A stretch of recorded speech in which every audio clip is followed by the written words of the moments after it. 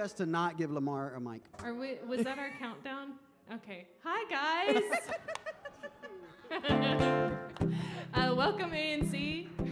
We're so glad that you're here with us, whether that's the few of you that are here in this room in your little pod quadrant, or if you're at home with your pod quadrant. We are elated. I mean, I personally I'm excited about this situation up here. Amen. I'm just happy to be here. Angie, the situation. Here we go. Oh, yeah. So, you know this song by Bono, and just kidding, Bono. Lamar's done a great job picking out the set this morning. There's been a lot of collaboration, and we're going to move through a lot of different moments that are kind of embracing a tension that we feel. I've always struggled with this song. I still haven't found what I'm looking for, but it's definitely, Bono was writing a gospel song. And I feel like it's very psalm-like. It's very Davidic, like King David, wrestling with being a man after God's own heart, wrestling with his faith, but also understanding that this isn't the paradise that God intended. And so, well, crap, please don't yell, see nothing. Y'all know what Jack means. Find that space as we go through these songs this morning, as we go through the act of worship and listen to the word. We're embracing that tension. We're understanding that this is a place of grace, and that faith is the evidence of what we believe and what we're pushing towards.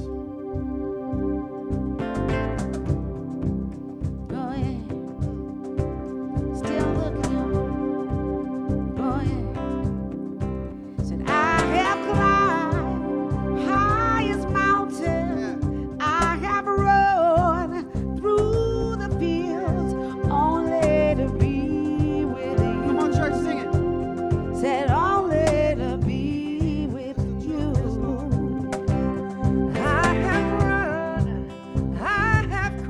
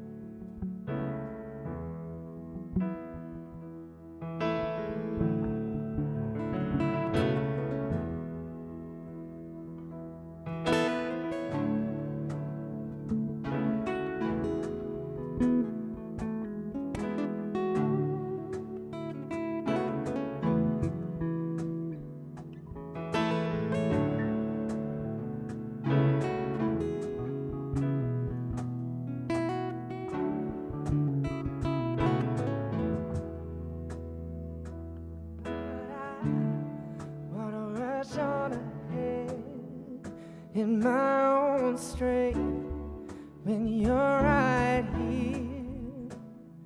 Lord, I don't want to rush on ahead in my own strength when you're right here.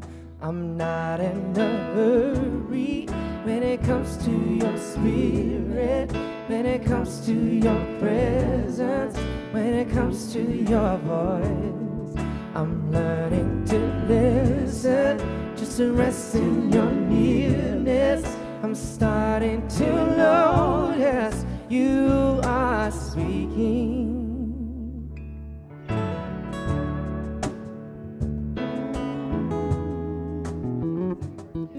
Listen for your voice. Lord, I wanna love like you. I wanna feel what you feel. I wanna see what you see. Yes. Lord, I wanna love like you do. I wanna feel what you feel. I wanna see what you see. I'm not in a hurry when it comes to your spirit, when it comes to your presence, when it comes to your voice. Yes, sing. I'm learning to listen, just to rest in your nearness. I'm starting to notice you are speaking. Come on, church, sing it. I'm not in a hurry when it comes to your spirit, when it comes to your presence, when it comes to your voice. I'm learning to listen, just to rest in your nearness. I'm starting to notice you are speaking.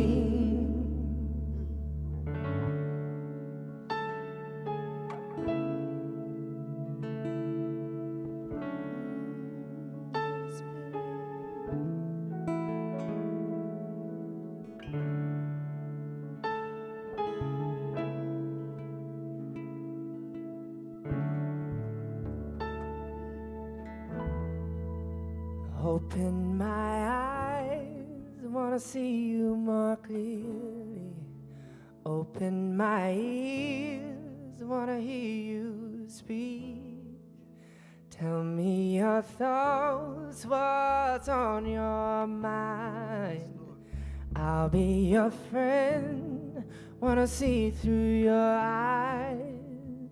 Open my eyes, wanna see you more clearly. Open my ears, wanna hear you speak. Tell me your thoughts, what's on your mind. I'll be your friend, wanna see through your eyes, wanna see through your eyes, wanna see through your eyes, wanna see through your eyes, wanna see through your eyes. Oh, I'm not in a hurry when it comes to your spirit, when it comes to your presence, when it comes to your voice. I'm learning to listen, just to rest in your nearness. I'm starting to notice you are speaking. I'm not in a hurry when it comes to your spirit, when it comes to your presence, when it comes to your voice. I'm learning to listen, just to rest in your nearness. I'm starting to notice you are speaking.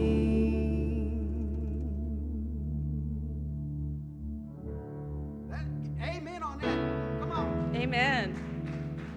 Thanks, you guys. Good morning. Welcome to Austin New Church. As Sarah said, to the 25 golden ticket holders here in the room with us, and to you at home in your pajamas making breakfast. We're so glad all of you are here. My name is Shay, and I'm the youth pastor here at Austin New Church. which means I get to work with the high school and middle school students. We've been meeting virtually this last year and just started recently gathering outside with masks. So if that sounds fun to you, reach out to me and I'll get you in the loop. But mostly I'm here today to let you guys know about a new parent group for LGBTQ+. It'll be a place for parents to process, ask questions, get support if needed. It'll be led by members of the ANC LGBTQ+ community. And really, it was started because we had parents say that this kind of group would be helpful to them. So if it would be helpful to you too, then reach out to me. My email should be on the screen, and I'll get you added to the group. Jason will be up here soon. Thanks.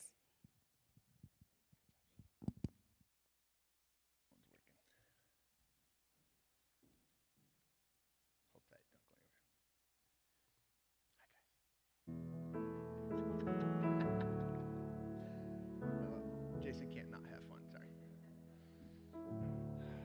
Let me know, I can't see your hand. We're good? Hey, just so you know, we're good. Everybody in the room was concerned about that. Actually, y'all at home in your pajamas, what do you have to be concerned about? You're wearing your pajamas, I mean, let's be honest. Thank you, Mark. Thanks for that half of a cord. You're paying the white guys a lot of money today to bring in some blue notes. Thank you, thank you. I'm so not comfortable right now, although I am wearing a Claire Whitehead original embroidered shirt that we've modified for the clerical collar. Thank you. Enneagram 4s know what it's like to be the only one in the room. I don't actually have the best turquoise in the room this morning. Yeah, somebody walked in with a vintage squash blossom life goals. If you don't know what that is, pull out your Googler. Your Googler knows what that is anyway. It's great to be here. It's always fun to be here on a Sunday morning. So good morning to one and all. If you're in the room, there's more of you in the room, starting to get a little nervous.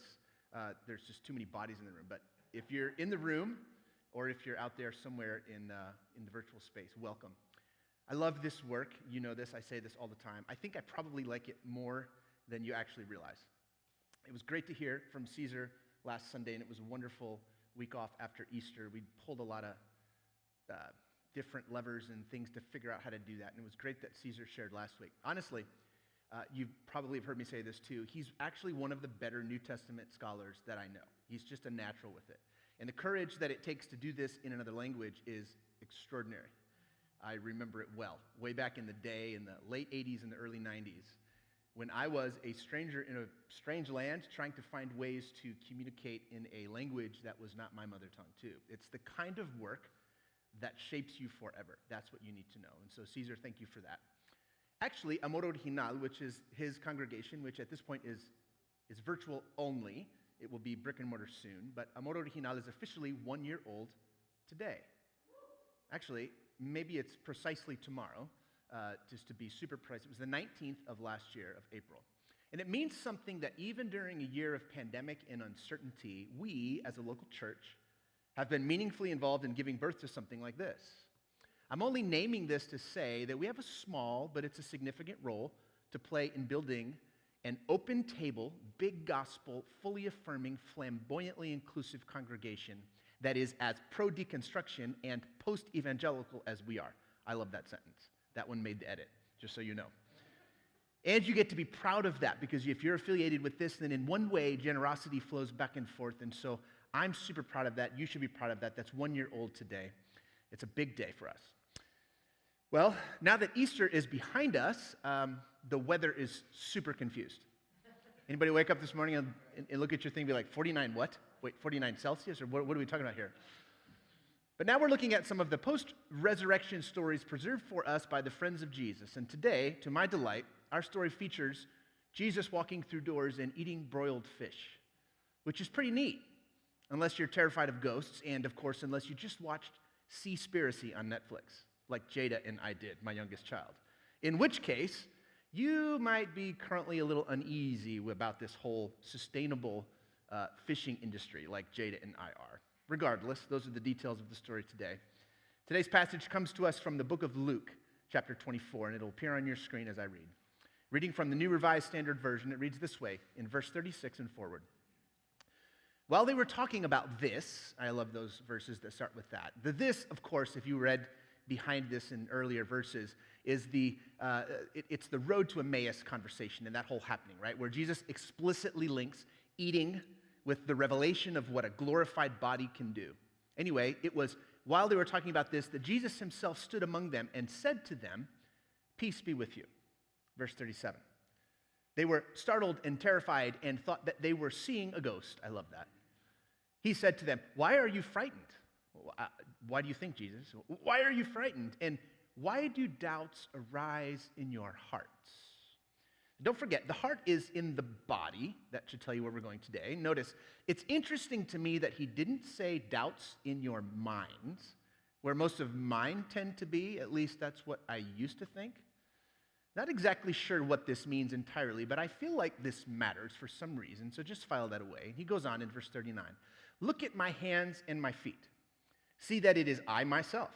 Touch me and see me, for a ghost does not have flesh and blood, as you see that I have." And when he had said this, he showed them his hands and his feet. While in their joy they were disbelieving and still wondered, he said to them, "Have you anything to eat?"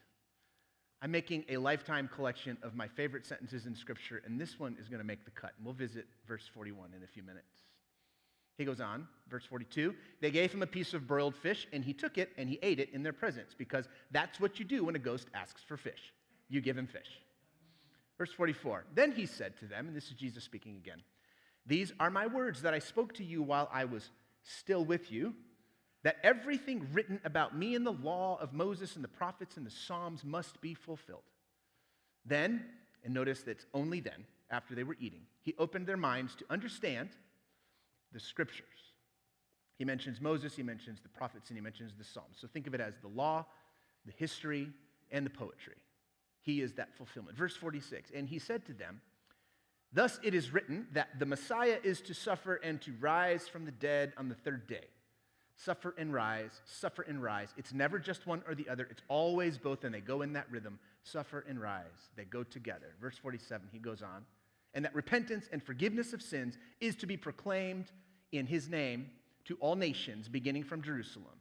You are witnesses of these things," he tells his friends, "and see, I am sending upon you what my Father promised. So stay here in the city until you have been clothed with power from on high." Now, to situate this for you, this is the last passage in Luke before the ascension of Jesus. I won't belabor this point any more than to say first references matter, and so do last mentions, especially in ancient Jewish literature. Meaning, there's probably a reason Luke tells this story last, right before the ascension. I think that Luke thinks, because this comes last, that we should probably hold on to this, that we should focus on this as a way of summarizing, perhaps even, all the weird happenings and the odd goings-on around the death and resurrection of Jesus. Of course, the other gospel writers end their books with different details, which is interesting. Caesar and I talked about something like this this past Monday morning on a podcast that we might start producing on Monday mornings called Sunday Leftovers. You guys know the idea. Lasagna is great, but it's better tomorrow, that sort of thing. And preachers wake up with things left over bouncing around in their brains. So it's a podcast where two preachers sit with an open mic and an open GoPro, and we muse briefly about whatever is left over in our hearts and minds from the previous Sunday.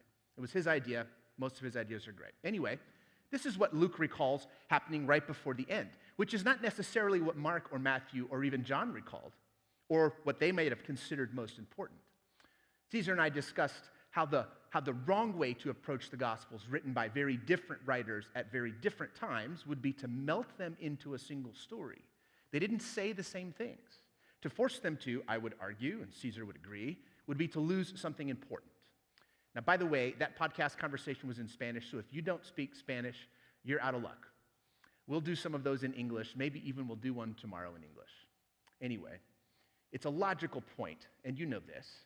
Not all Stetsons are the same. One says hick, one says hipster. Come on. Can I have one laugh in the house? Listen, if you don't like Stetsons, I stuck my tongue out at you very briefly. Same point. Not all motorcycles are the same. One says pretender and one says sophisticated collector, right? Right, Don Brimberry in the house here? And the same is true for the Gospels. They don't preserve a single narrative thread. They don't have the same memory of how things happened. Reducing them in such a way as to make them speak univocally takes something away. It doesn't add credibility. So for whatever reason, Luke remembers Jesus walking through locked doors to eat broiled fish with his frightened friends as his final act before riding a cloud to some unseen place. Luke remembers him wanting more than anything else to break bread with the people that he loved. You know, I'm not always sure how we ended up misplacing the table as the central location of faith and discipleship. Why did we build churches and basilicas instead of long tables and high-capacity kitchens? How did we become an institution that primarily produces inedible things like teaching and worship services? And why did we not become a global chain of farm-to-table outfits? Ever think about that? You probably didn't. I know I did. These post-resurrection stories are oddly embodied narratives. I'm trying to acclimate you to what we have in front of us today. You see, spirituality, as it turns out, is infinitely and mysteriously embodied. It's enfleshed and almost always within arm's reach of someone's table. Don't let anyone tell you otherwise. This might actually be the secret to understanding these post-resurrection, pre-ascension narratives. These are body stories.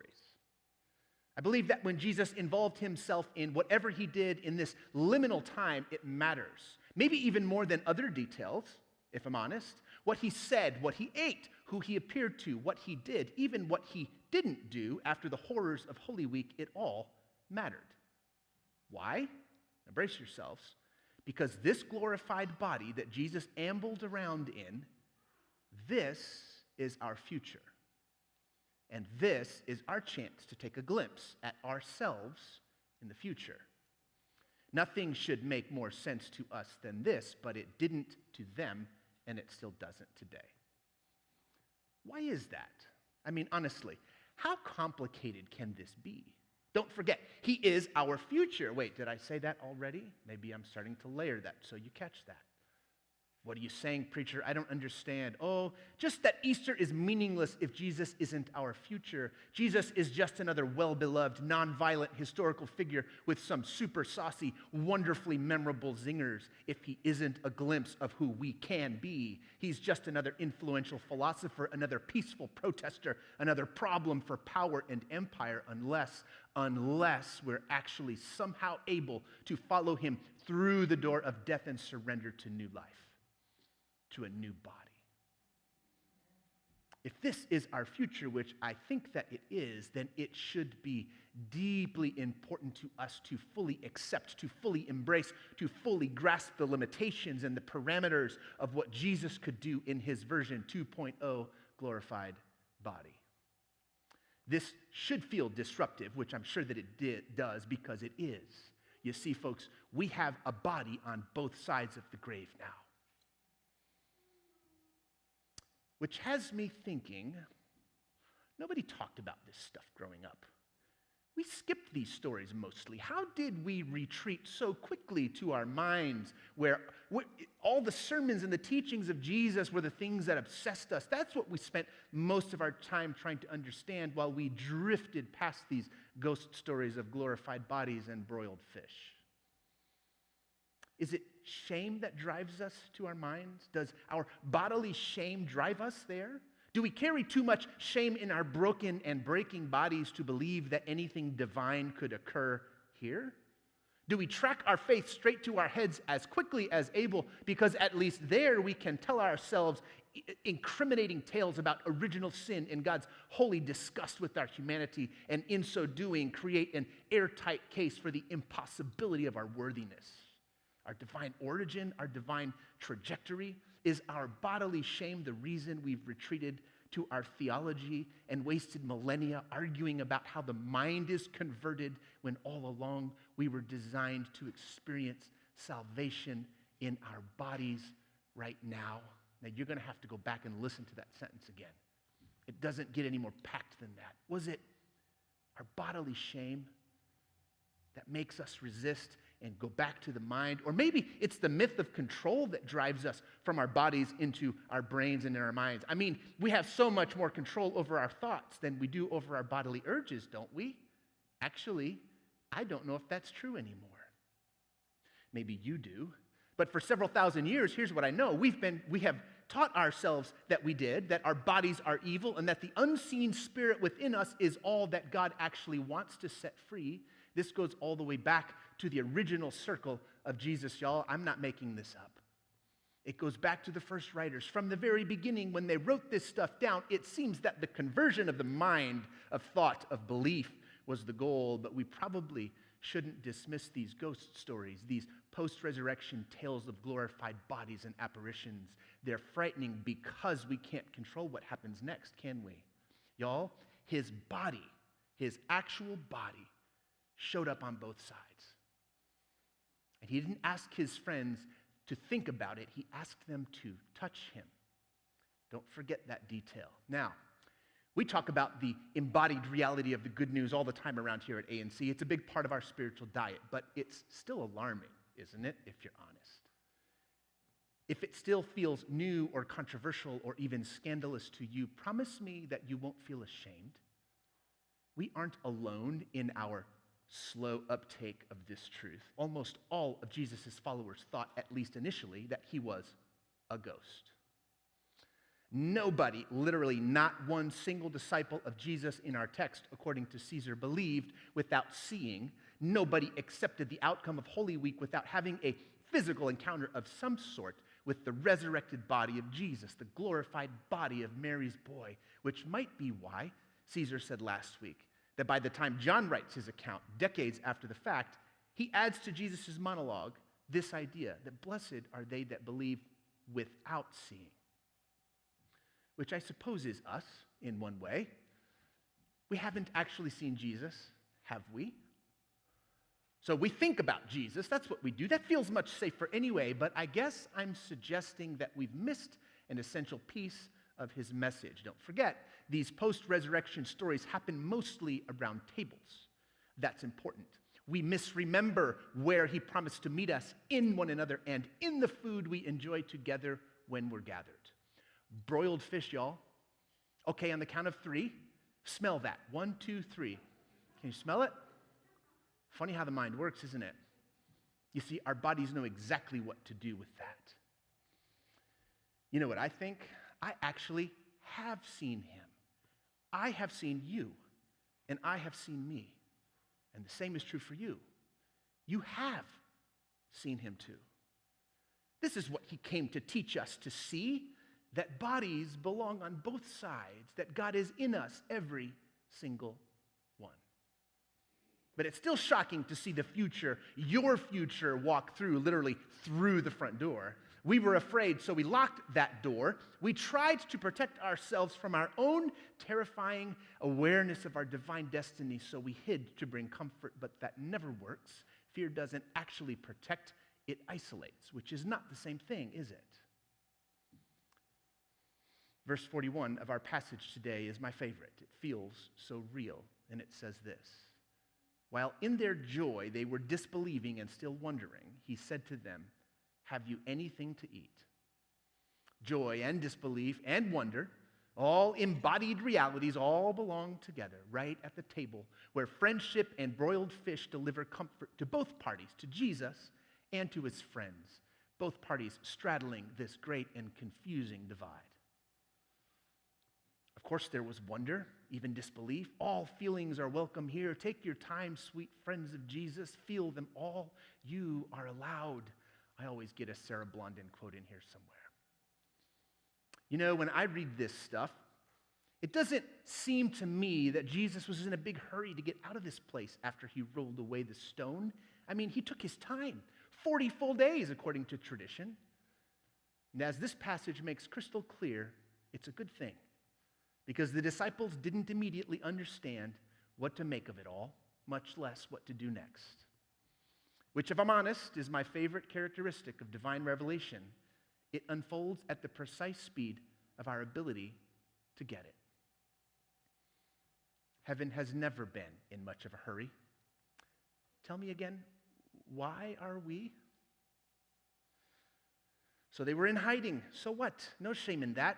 Some of us have spent our entire lives there.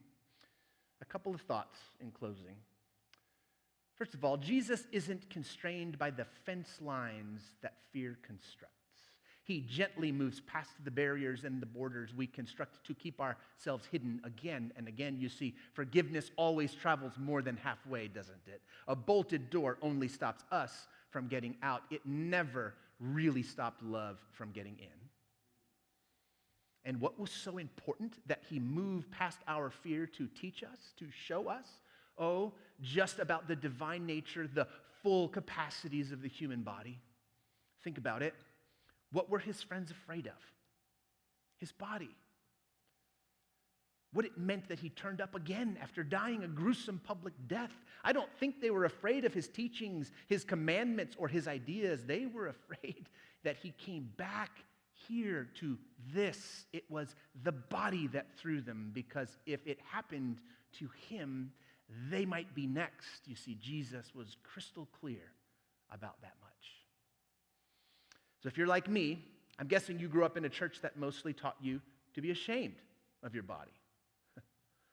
You see, organized faith often opts for an easier route. It promises things will be better someday, in some way, in some other place beyond this. It focuses almost exclusively on disembodied headspace where doctrines and dogmas and beliefs fall neatly into place once perfectly memorized. Oh, and by the way, fear and disbelief and doubt, the very things Jesus patiently and lovingly addresses in his friends, by the way, according to organized faith, those are things we should be ashamed of, but not so in the company of Jesus. The body belongs right here, guys. It's only half the gospel if we leave the body out. These Eastertide post-resurrection stories have to land. They have to reshape our imagination of this world, of how we move about inside it, or there will be no Pentecost to empower us to be witnesses. Witnesses to what? To better religious ideas? Nah. Who needs that? If we rush right past this, we might never quite know what to make of our bodies as the very location, hear me, church, of the divine transformation that Jesus demonstrated. He goes nowhere that we can't. Remember that. The sweet by and by is actually not our deepest, most revolutionary truth. That's all the faith of my youth seemed to offer. But a ticket out of here isn't our best news, y'all. It's accepting that the here and now can be sweet if we make it so, because it is capable of carrying the hope of a new creation inside it, literally within it, now, already, here. That's the whole gospel. Justice, freedom, the release of captive bodies, here, now. That's our gospel. Don't say, oh, that's some stuff reserved for the life after this. No, friends, that's available right now, but we'll have to create it if we're going to live in it. In fact, I'll go out on a limb here and just say it this way. I'm beginning to believe that it's the nearness of our answer, of our promised land. It's the nearness of our total liberation, not the distance from here, wherever here is, that most surprises us about Jesus. I understand. Most of us were raised on the gospel that split everything in two, good and evil, up and down, heaven and earth, now and later. Most of us were taught not to expect the good stuff yet. That was for some other time, but that's not what Jesus taught. His version 2.08 fish, y'all. He demonstrated the full capacity on both sides of this. You need to know, in case you think I've lost my mind, that I'm not alone here, making outlandish claims about the nowness of new life. Stephen Cooper writes this: to insist on the reality of the resurrected body is to demand that we accept our present reality as the place where transformations of ultimate significance take place. Right here, notice. These post-resurrection stories aren't primarily theological claims about victory over death or the defeat of sin. Hear me. These are statements about shame and hiding and bodies.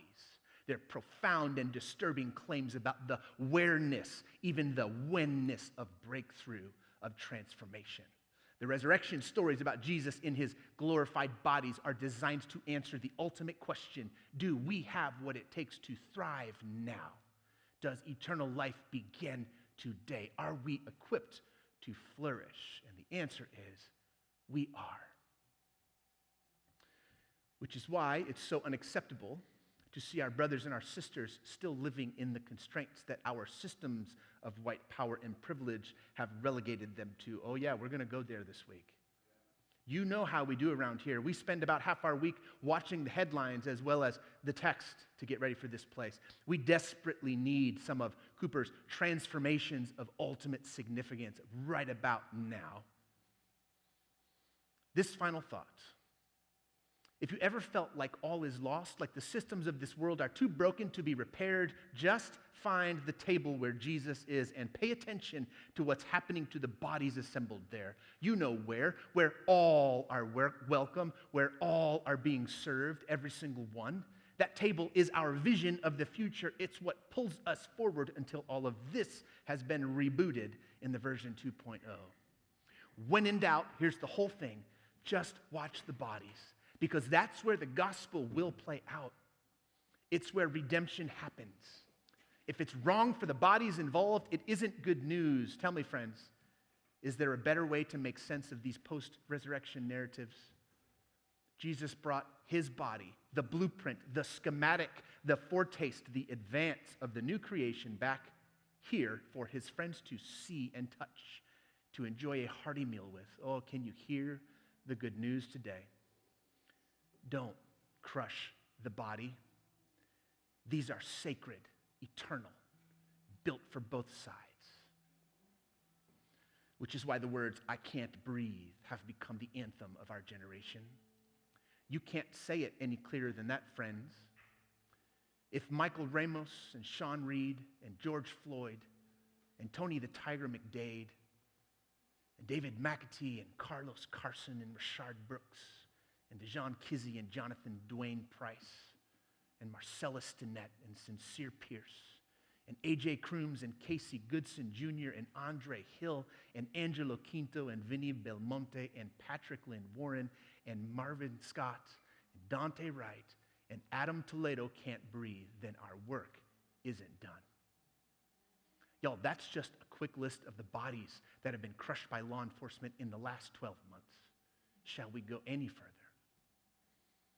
We stand against police brutality because of what Jesus taught us about ourselves. We stand against all forms of injustice and violence because we know our full gospel and we know where our bodies fit into it, and not just us. We know this applies to all God's children, everyone, no exceptions. If a single one of us can't breathe, then none of us can breathe.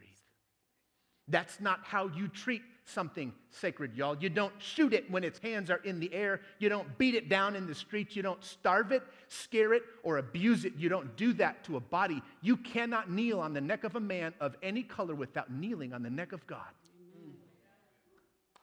So we lament together because we have so far yet to go. And we must not tire until we all get there. Until we all get there. Angie, come and lead us in song today, please. My honor. I'm done. Preacher's done. This song was written by a friend of mine, Ty Austin, after the horrific incident that we all witnessed last year with George Floyd. It is called "I Can't Breathe."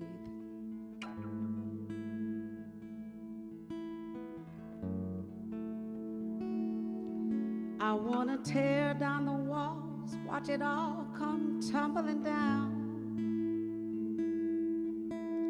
and find me some peace in my mind and the rubble around.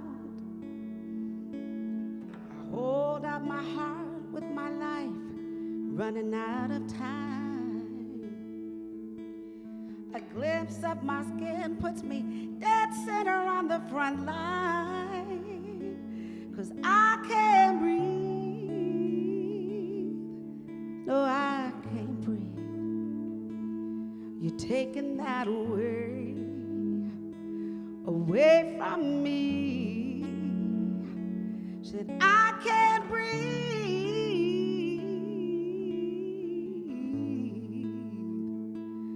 You're taking that away from me. Our voices are straining. This constant pain is so real.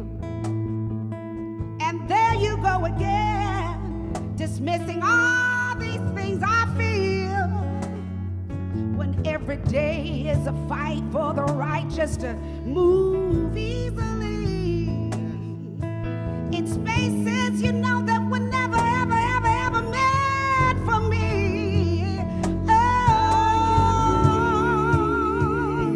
now I can't breathe. You're taking me away. You're taking it all away, away from me. I can't breathe. No, I just can't breathe. Taking that away. Away from me. Oh, I can't walk. I can't stand. I can't sit. And I can't breathe. I can't run down the street, no. Oh, and I can't breathe. I can't breathe. Oh, you're taking it away. Away from me. Away from me. I can't breathe. No, I just can't breathe. You're taking it away. Just keep taking it away from me. I can't can't breathe. I can't breathe. Taking that away. You're taking away from me. Away from me. No, I just can't breathe. You're taking it all away. Away from me.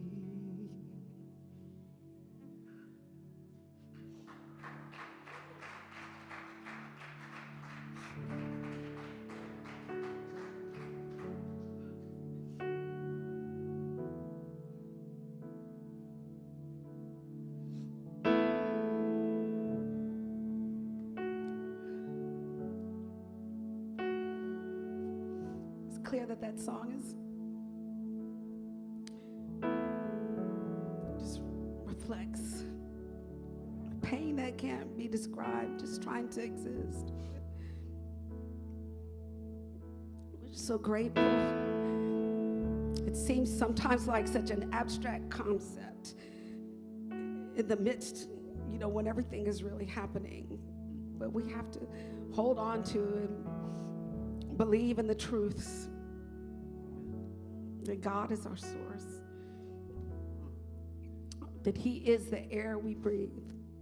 He's just as discontent, and I don't think that's strong enough of a word, to witness the unfairness, the crushing of people physically, spiritually.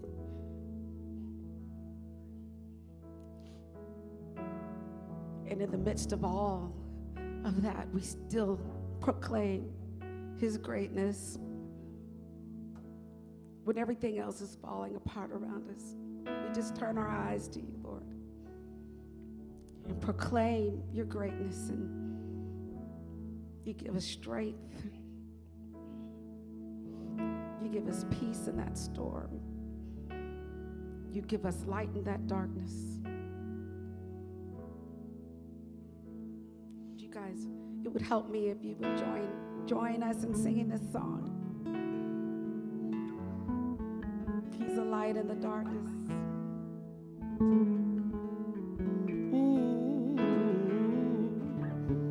Come on, Mark, can you take us there? Stand with us in the room.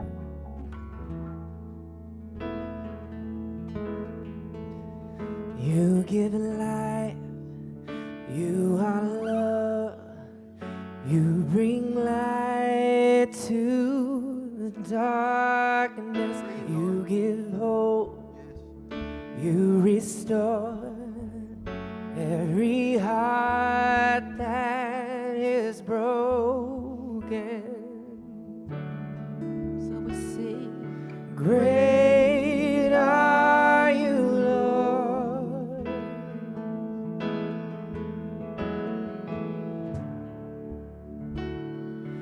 Great are you, Lord.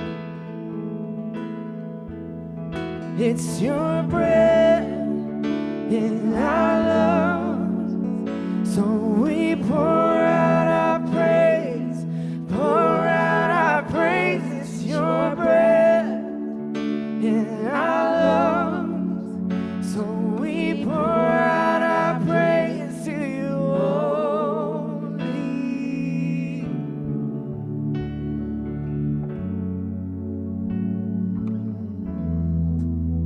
Come on, church, sing it. You give light, you are love, You are the you bring light to the darkness. You give hope, You give you hope. restore, You restore every heart that is every broken broken. heart. Great are you, Lord. Yeah.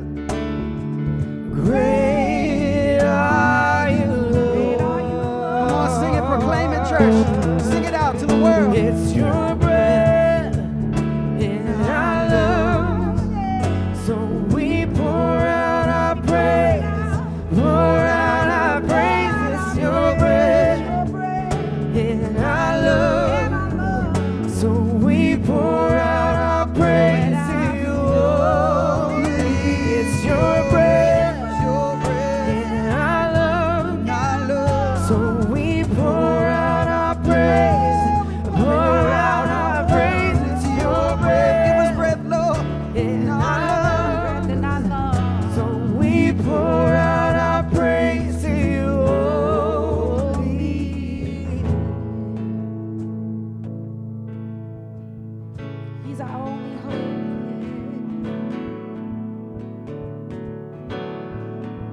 If he's for us, who can be against us?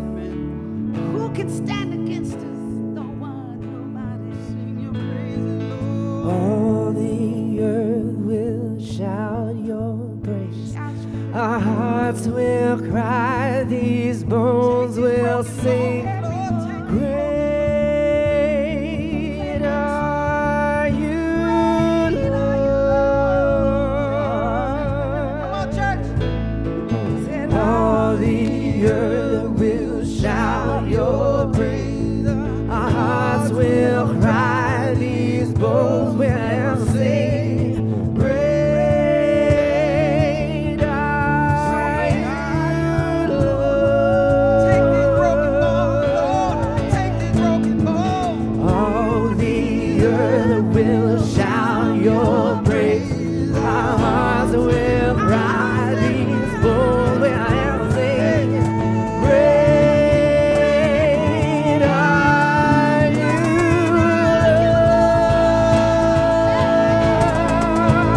It's your breath in our lungs, so we pour out our praise, pour out our praise. It's your breath in our lungs, so we pour out our praise to you. It's your breath in our lungs, so we pour out our praise, pour out our praise. It's your breath in our lungs, so we pour out our praise to you only. Great are you, So Lord. great. There's nobody greater. Great are you, Lord. Nobody stronger. Nobody greater, greater, greater. Great are you, Lord. Greater. Lift our sorrows, Lord. Yes. Jesus. Great are